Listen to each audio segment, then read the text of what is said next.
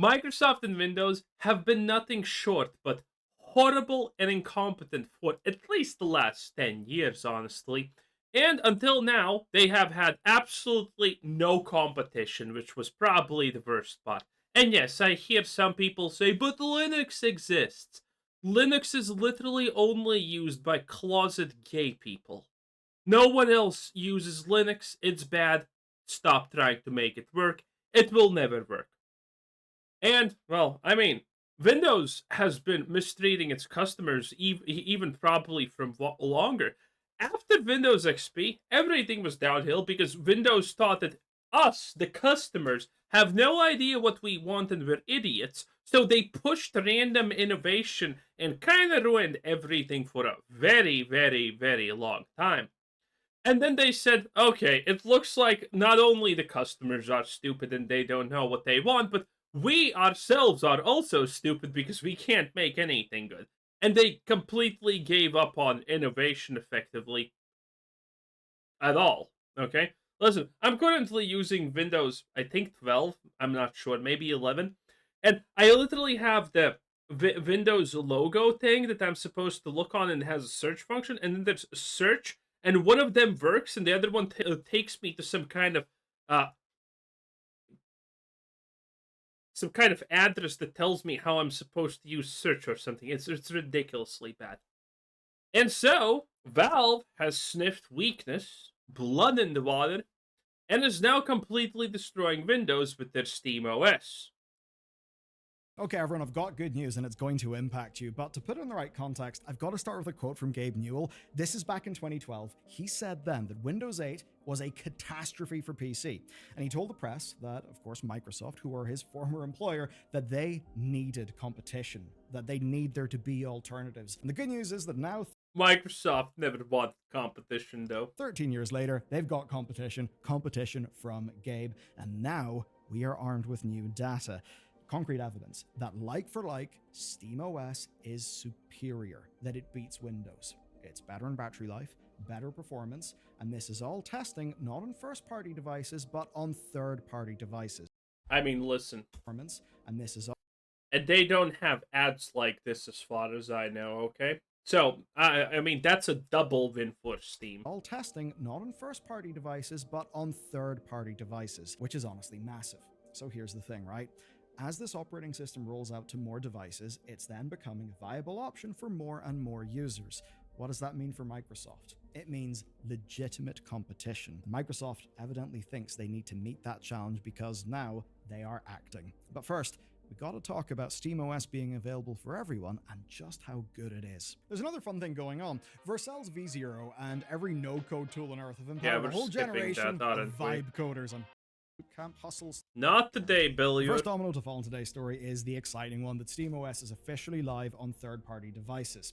So Valve just released the official build for the Lenovo Legion Go S. It's got SteamOS 3.7, and they've also improved it for other handhelds, specifically ones that are using AMD hardware. And what that means for us is fairly big. It means official evidence, because we can now compare how SteamOS performs against Windows on like-for-like hardware, with the only difference being different I mean, what's the compare?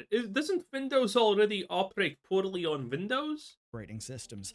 And the good news is that things are looking really good for Gabe Newell's alternative. First off, though, I gotta state the obvious, so the Legion Go S is released 3 years after the Steam Deck. Boys, let me be by the way real. The real winner of the operating system wars is just gonna be the operating system that allows people to download it illegally with the least hustle, and make it so that you don't have an please activate Windows at the bottom of your screen, okay? The one who makes that the easiest is gonna win. I'm being completely real with you.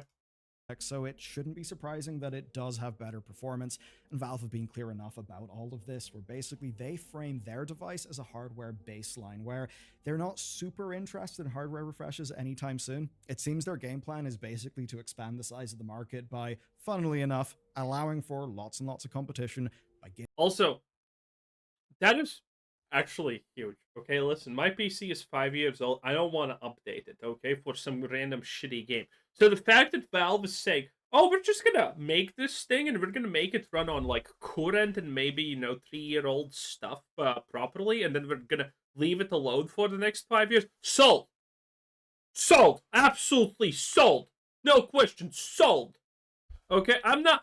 I don't want to upgrade my computer every 5 years. giving SteamOS out to other different vendors. But here's what actually makes the Legion Go S real unique. It's also available in the Windows version. That same hardware, different OS. And that means we can do pure OS level performance comparisons. And they're not good for Windows. The most prominent ones came from Dave2D, and his title pretty much, well, was music to my ears. I've long had an axe to grind against Windows. I'll put my biases up front. And in his video, you see better frame rates, you see better battery life, and it's all in specific comparisons between the two different OSs. And I think for most people in the handheld form factor anyway, the big winner is battery life, because in the less graphically intensive games, you essentially had 2 to 3 hours more playtime on SteamOS. Now, essentially, right, if you are absolutely just mad. What is the average BMI of a person who is excited about handhelds? Maxing out your hardware, just completely going wild, you're going to drain both of them fairly consistently. But on a less intensive game, well, then you'll be putting the power usage strain in other things. As an example, like the operating system, and that's what we've got here. And it's not just Dave2D, the Virgin PC Gamer are also finding similar, and well, it's like that across the board. Now, there's not magic here. It's not like SteamOS is literally doing the impossible. It still is very much handheld gaming console performance. You're not going to get 1080-60 out of the box immediately, but what you will have is, out of the box, an almost universally better time on SteamOS. And if you're wondering why, it's actually fairly simple. It's because SteamOS has been optimized at every level for this, even down to things like the sleep and suspend functionality working in a thoughtful way. And it's just all those little paper cuts that exist on, say, Windows 11 for handheld gaming, as I've experienced my ROG Ally. It's just those little paper cuts that make it a fairly shit experience. Now, of course, it's not doomed to be a shit experience forever. Like, adjusting the power draw and doing all of that stuff does actually get you quite a bit closer to SteamOS. I've had a lot of fun doing that in my ROG Ally, but look, if you want big mass market appeal, what you need is just The ROG Ally sounds so stupid, by the way, I'm not gonna lie. for it to work better out of the box.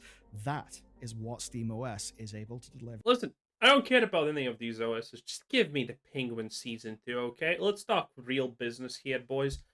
I want that, and it's very simple, okay? Simple, straightforward, 10 out of 10. What a banger. Even on hardware not made by Valve. And while Windows 11 plus tweaking can get you part of the way there, it ain't SteamOS. Microsoft clearly knows that, and that's why they're trying to enter that market and actually give competition in a fairly big way. By now, it's fairly obvious that Microsoft agrees with those criticisms, or at least agrees or thinks that those criticisms will be a problem for them. And we know that because they've just unveiled the Xbox editions of the Asus ROG Ally. And what we're seeing in their approach is an attempt to address those problems directly. Xbox is dead. Hey, here's another Xbox. Why? Like, why even try? Didn't PlayStation completely just eclipse Microsoft's shitty handhelds? And even that, those sales were like, oh, here's 2 million sales or something in the US, which is like, that's not a lot. that is 0.3% of population being interested in that shit. Now, technically, again, it's still free real estate and money for them, but it's not a lot. So, I'll explain the layout. It's pretty bad. The land here. You've got the base ROG Ally, then you've got the Ally X. Now, both of them. And I completely don't understand Microsoft. I mean, I understand what they're doing with gaming. Because Xbox lost the console war, they are doing a hard pivot because they understand that nothing else is going to work for them. They're doing a hard pivot to, oh, here's a thing that you can play every game on, and that's pretty much it. We're actually now selling only just games and stuff like that because they lost the PlayStation. But the thing is, how do you actually get past the perception of players, users, customers, and whatnot with the idea of, well, Xbox admitted literally dying to PlayStation. Why would I ever buy a Xbox product when they have no games of their own and all of the good stuff is on PlayStation? Like, by literally just succumbing to PlayStation. They effectively have made it so that people are not gonna buy this crap because why would they? Why buy something like this on a platform that's dead, that doesn't have games? And PlayStation just has more games because everything that Xbox has is also on PlayStation. Like, why do that? Like, it just it feels so pointless. Those use the same hardware framework as the existing ROG Ally, but this one has got one extra button, a little bit like an Xbox controller, and it replicates that device's functionality. But this is not only about hardware, and this is, I think, what matters a little bit more. The real story is how Xbox have adapted their firmware in response to SteamOS, and the biggest change is the Xbox full screen experience. Basically, Xbox say they worked with Asus to rebuild the operating system. Now, it still is Windows, right? So, all the good and all the bad that comes with Windows is going to be there, but there are massive reductions in what the operating system actually does. Now, we got a little bit of clarity in that from Jason Beaumont, who's the VP of Experiences. He told The Verge, "We're not loading the desktop wallpaper, not the task." Bro, why would I want to hear an opinion of the second guy of experiences? Bro, I want to hear from the best guy in experiences, okay? Bar, none of those productivity processes for Windows. So basically all the gumph, all the background stuff that maybe doesn't need to be done if all you care about is gaming is not going to be happening. You'll get fewer notifications, fewer pop-ups, all that stuff, which honestly sounds pretty good. Now, of course, the thing is, this device isn't actually out yet. We literally cannot run tests, but even now, right, which is a fair bit before this is coming out, which is basically like winter this year, right now they're taking 2 gigs of memory back from the OS, so that's fairly nice for games. They've also got power draw down, 1/3 apparently of the current desktop experience in sleep mode, and then there's actually using the device. So the new Xbox button lets you switch between apps, that's things like Discord, games, launchers, and then in the UI level, we've got this, which is the gaming library, and that really may be the killer app here. So in demo— Oh god, no, this is not the killer anything. This is trash, okay? Microsoft tried the gaming shit, and that made people want to install Windows XP yet again. Because all of this shit is just so bad. Because you know what they're gonna do. We saw what happened with Blizzard with this. And it was a disaster. Blizzard's... I have made polls asking would people want to buy Blizzard games on Steam. Well, where would they prefer to buy Blizzard games if they had a choice? On the Blizzard launcher or on Steam? 90% plus are answering instantaneously Steam, no fucking question. Because the Blizzard launcher is no longer good. The Blizzard launcher was good because you were probably playing like 3 to 4 Blizzard games. They were all dead. Easy peasy lemon squeezy. And now there's like ads. There's this. You click on World of Warcraft, now you need to figure out the maze of fucking options that don't make sense. It's like, okay, you're playing this, the PTR, this version of the game, or that. It's like, it's a disaster. No one wants to deal with that shit. Because it's really bad. Okay? So, you telling me that Microsoft is making their own app library for gaming? Bro, I don't want these ads. I don't want to pop up every 3 seconds, okay? That's stupid. And this is gonna fail straight up.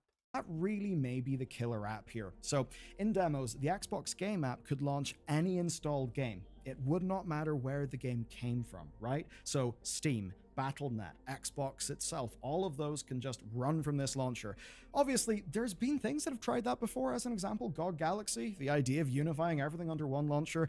There obviously were no real incentives for the various other different launchers to play nice with Galaxy. I imagine Xbox have got a little, just a little bit more clout there. But essentially their plan is a full console-like experience happening on one of these handhelds, not, say, SteamOS or, even worse, desktop Windows just being on a handheld. And on top of that, they're doing a few things that I think are clearly designed for mass market appeal. As an example, Roblox comes optimized for it, which may not be super important to you or me, but a terrifying number of people play that game.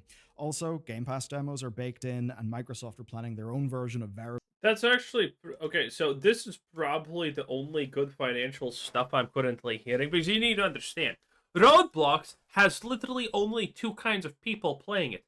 Children and PDF files. That's it. There's nothing in between.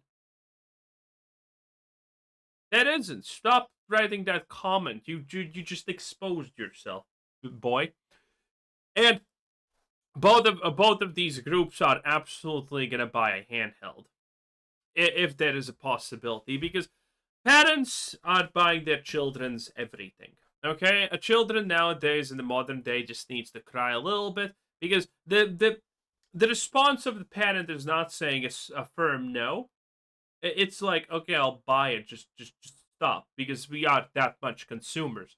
So Roblox being optimized or promoted through handhelds is probably going to be a big deal.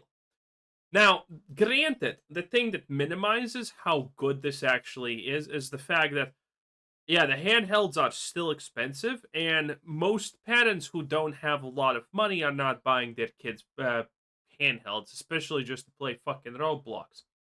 So most people, I would say that more than 50% of the potential market already has this, already does this like this. So they're not gonna switch like that, but it's still gonna be a big deal. Now this is probably without question the most impressive financial thing that they're gonna pull off, because this is gonna result in big sales, big numbers, and whatnot, because it targets children, and everything that targets children should be only one of two options: extremely lucrative or in jail. Play that game. Also, Game Pass demos are baked in, and Microsoft are planning their own version of Verified for Deck, but basically for Windows handhelds. And it's all quite interesting, really, because this is actually a massive, massive shift. Just a few months ago, Windows Central were reporting that Microsoft's internally developed handheld was actually shelved. So it seems that was actually true, and instead they're leaning on their strength. Funnily enough, the soft that's in Microsoft. And that basically means operating system stuff for their partners like Asus. Essentially, it's them trying to play to their strengths, leverage the likes of Game Pass, and kind of use the fact that they're a really big company with a hell of a lot of games and, quite a lot of bandwidth compared to a more lean outfit like Valve, and do everything they can to keep people from leaving their ecosystem. And that's where, well, there is a fundamental thing. This is. By the way, all of this is also, somehow this is gonna go and play into Game Pass, obviously, because that's whole Microsoft's whole shtick about gaming the Game Pass. Everything, if something, this is trust me, you can clip this. This will somehow play into Game Pass. I don't think Microsoft is making a single decision with their games industry that does not go or somehow impact Game Pass in a positive way. I don't think that's a real thing. But you see, the problem with Game Pass is they're soon going to have to increase the prices because they already have full market saturation. And people are slowly going to wake up, probably over the next couple of years, a lot to absolutely how dreadfully bad Game Pass is. If you're not playing like 10 games a year, Game Pass is bad for you. But this is what I found out yesterday, by the way. I did not even know this was a thing for Game Pass. And this completely makes Game Pass worthless, in my opinion, okay? Turns out, if a game is on Game Pass, it can be removed from Game Pass. Yeah. So, this is effectively what happens. If there is a game, it's on Game Pass, it's good, people play it, people like it, they don't buy it because it's on Game Pass. Microsoft removes it from Game Pass like a month or two before an expansion drops because they know people are going to want to play the expansion, and then people are forced to buy the game plus the expansion because the expansion's not on Game Pass. I did not know that they remove games from Game Pass. I kind of blindly assumed that it's a permanent thing. If you once you're on Game Pass, you're forever on Game Pass, but turns out no, that's not a thing. So yeah, people are gonna slowly start figuring out how absolutely bad Game Pass is. Again, if you're not playing like 10, 20 games per year, Game Pass is not worth the Game Pass, even for $5 in that case, is not fucking worth it. Damn. Game Pass is gonna I think Game Pass is gonna be a disaster in the future. I already think it's quite a big disaster because financially very weak and it does not make a lot of sense. They're effectively trying to be a Netflix, while Netflix has already got a billion problems to solve. And Microsoft is just trying to be a technically already failing business model. Windows. Most things work in Windows. SteamOS is Linux, and not everything works with Linux. I've got to hit you with some context here. Here's May 2025 Steam hardware story, and it really just tells the story for us, because Windows is up at 95.45% of Steam users. That's a lot. And as much as the social media buzz would make you think people are abandoning Windows, no, Windows 11 actually grew by just under 0.5%. As for Linux, well, there is good movement there. It climbs Jesus. to 2.69% this month. Bro, like, see, this is what I mean. No one's using Linux. Not because of the numbers being bad. I mean, because if it's like, okay, so Arch Linux, Linux Mint, Ubuntu Core, African tribal dance moves, Eskimo Kiss Linux 2, Mario Kart World Linux 5, can't play games on it, and then there's Dubai Linux. Like, what the fuck? Like, bro, picking Linux is harder than picking your food when everyone's waiting at you, picking your food, and you just open the menu, okay? This is bad. Linux is trash, okay? I'm gonna just say it out loud. Linux is completely overrated shit that only people who have their head stuck in their ass use. That's it. Prove me wrong, you can't. 2. So it's really not that much. But here's the reality here. So Arch Linux 64-bit basically represents SteamOS, and that is just about 0.27% of all hardware. And that is honestly where Steam is just absolutely goddamn mind-boggling. The scale is insane. They've got over 185 million, right? Million monthly active users. Oh, so wow. of all of that, Steam Deck is only representing Wow. a tiny, tiny fraction of the total PC gaming market. But handhelds actually do tell a little bit of a different story. So according to the Verge, It doesn't matter. It just needs to get in there. And people are going to start saying good things about it, and people are going to start buying it. Handhelds in general are this much of a this large of a pie of gaming. and IDC data, 4 million Steam Decks have shipped. Now, if you compare that to the Windows Damn. handhelds, they're only 2 million total. So basically, Steam Deck is double the total of all of the Windows handhelds put together. And where it's interesting is, of course, on the strategic level. In the grandest scale, what does Gabe Newell literally want? I mean, he literally told us, right, back in like 20... Probably dominating the world with an iron fist. And I submit to Lord Gabe, honestly. 12. He wants more competition, and clearly that's operating system level competition, so he wants Linux to be more important. But obviously, if Linux is going to be an awful experience because your games won't run, then that won't happen. So they built SteamOS to accommodate Windows games. Obviously, they want to avoid the Mac OS problem, because on this thing, damn good hardware, right? But you know, I go on to Steam. Oh, is Mac different from Linux? I guess Mac is completely toast. Anyway, that was Biller. Steam's winning, as always. Nothing changes now, does it? Anyway, bye.